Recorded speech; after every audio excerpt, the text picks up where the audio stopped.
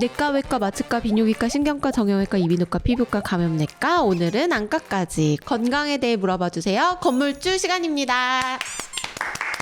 네, 오늘은 그동안 저희 채널에 쌓여있던 안과 질문을 해결하려고 하는데요. 드림 서울안과의 이경우 원장님 오셨습니다. 어서오세요. 반갑습니다. 저희가 나이사 채널 운영할 때 구독자분들이 질문을 참 많이 주시는데요. 한동안 안과를 좀 안 했더니 질문이 많이 쌓여 있습니다. 첫 번째 질문입니다. 안과 의사들이 라식 라섹 하는 거 봤어? 다 안경 끼지? 라는 말을 자주 들었는데요. 안과 의사도 눈이 나쁘면 라식이나 라섹 시력 교정술을 받나요? 일단 원장님은 안 받으신 것 같아요. 전 안 받았는데요. 네. 라섹 수술이라는 게 특별하게 뭐 위험한 건 아닌 게 그 안전성에서 얘기해드리면 네. 그 현재 공군사관학교 우리나라 뽑을 때그 시력이 중요하잖아요. 근데 문제는 시력 좋은 사람만 지원을 받으려니까 요새 눈이 다 나빠서 없어요. 그래서 요새 아예 모집 요강에 보면은 라식이 할 수 있는 눈이면은 다 지원이 가능하거든요. 특히 더 의미가 있는 게 뭐냐면 미국 나사에서 네. 우주비행사를 뽑을 때 마찬가지로 시력을 아예 태생적으로 좋은 사람을 뽑을 수가 없어요. 너무 없어서 사람이. 그쪽도 없나요? 예, 그러니까 실질적으로는요 그렇게 문제는 안 되는 거고, 왜냐면 네. 나온 지가 한 4, 50년 돼가고 있는 수술이고. 근데 예전에 그냥 약간 편견이 많은 거죠. 원래 의사들은 그런 게 약간 있습니다. 자기가 직접 하는 건 자기 네. 눈에 안 하고 싶기도 하는 것도 있고요. 저 같은 경우는 안 했던 이유가 뭐냐면 전 도수가 높지 않아서 안경 벗고도 웬만큼 생활은 가능하고, 네네. 그러니까 엄청 불편하지 않고요. 그 다음에 집사람이 저한테 안경을 낀 게 그나마 좀 멋져 보인다 해서 그래서 그런 것도 있고, 저도 이제 자매 키우는데 아이들도 라식을 다 시켜줄 거고. 그래서 정답은 강남역에서 라식하는 의사들은 자기 눈 다 했습니다. 그런 질문이 너무 많이 들어오니까. 알겠습니다. 두 번째 질문은 사연을 보내주신 분인데요. 안녕하세요. 저는 영상 편집자로 일하고 있습니다. 하루 종일 컴퓨터 앞에 앉아있다 보니 눈이 너무 피로하고 안구 건조증도 생겼습니다. 저처럼 어쩔 수 없이 화면을 오래 봐야 하는 사람들은 눈 건강을 어떻게 챙겨야 할까요? 예, 그거가 저도 같은 고민이고, 저도 이제 하는 게 항상 뭐 가까운 거 많이 보고, 근데 이제 항상 우리 사람들이라는 게 이제 가시 환경이 예전에는 좀 원거리 위주로 많이 생각했는데 최근 들어서 뭐 근거리 위주로 모든 연령대가 하향이 되는데, 이제 근거리 볼 때는 이제 우리가 단순 주시 작업이 많아지는 거잖아요. 보통 어떤 현상이 발생하냐면은, 우리 보통 사람 눈은 1분에 한 12번 정도 깜빡이는 걸로 해서 눈물을 이렇게 코팅을 해줘서 눈이 불편하지 않게 해주는데, 조사해 보니까 근거리 주시를 너무 오래 했을 경우에 그게 그 깜빡임 횟수가 50% 미만으로 줄어든다고 나와요.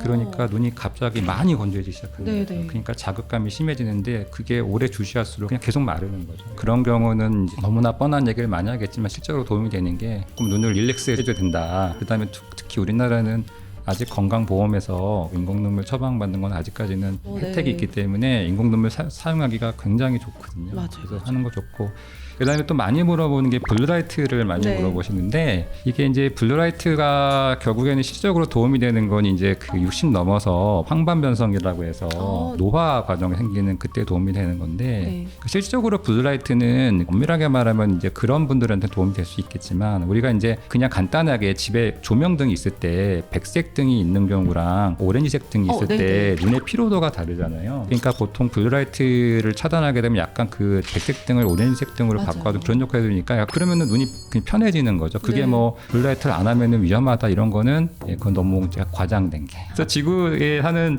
태양과의 거리가 멀기 때문에 블루라이트가 이렇게 해가 될 정도는 오진 않아요.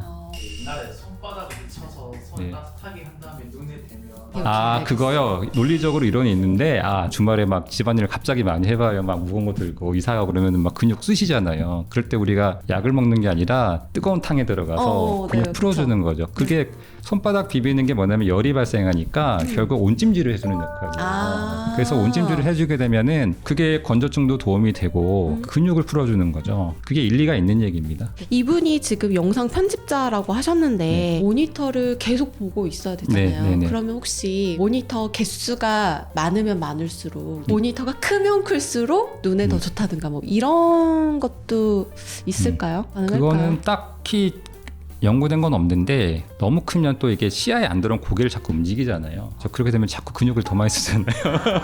원래 너무 작으면 이제 자꾸 가까운 거 보다 보니까 눈 안에 근육이 묻힐 수 있고, 그러니까 항상 모든 건 적당한 거, 내 시야에 딱 들어오는 범위, 이런 것들.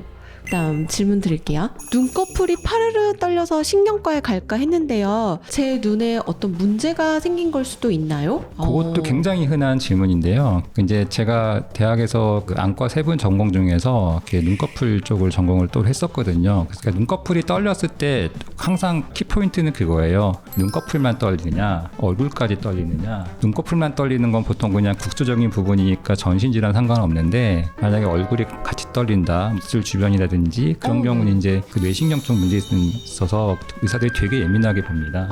근데 그런 경우 실제적으로 많진 않아요. 특히 뭐 네네. 나이 들어서 그냥 연세 드신 분들이 이제 머리 쪽 질환이 생길 수 있는데 일반적으로 젊은 사람들은 그런 경우가 너무 없어서 보통 걱정을 많이 하시는데 그건 아니고, 그다음에 이 눈꺼풀 떨리는 게 또 많이 물어보시는 게 인터넷에 뭐 마그네슘 부족이라고 하는데 네. 그건 우리 옛날에 잘 못 먹고 지내던 시절이고 요새 너무 많이 먹어서 다들 비만에다가 뭐 네. 그죠? 마그네슘 부족은 거의 없고요. 그거보다 실제적으로 현 시대에서는 가장 많은 이유가 뭐냐면은 우리나라가 이제 1인당 커피 섭취가 많잖아요. 이 카페인이 약간 근육을 자극시켜 주거든요. 예, 그래서 이 카페인을 섭취를 없애라는 게 아니라 제가 항상 그런 분 오면은 커피를 하루에 많이 드신다고 하는데 먹지 말라고는 안 합니다. 그건 현실 감각이 없는 의사 얘기니까. 그죠? 라이프 퀄리티가 중요하잖아요. 조금 힘드시면은 몇 잔 좀 줄여보시라. 보통 많이 드시는 분들이 꽤 있더라고요. 그럼 몇 잔까지 드신 분을 보셨어요? 뭐 서너 잔, 4-5잔 막 이렇게. 내가 만약에 뭐 정말 그게 생겼다. 그럼 조금 줄여보는 거죠. 그리고 괜찮으면 또 드시고. 왜냐면 이게 눈꺼풀 떨리는 것 자체가 심각한 게 아니니까 네네. 그게 제일 많은 것 같아요. 뭐 마그네슘은 일부 사람들. 알겠습니다.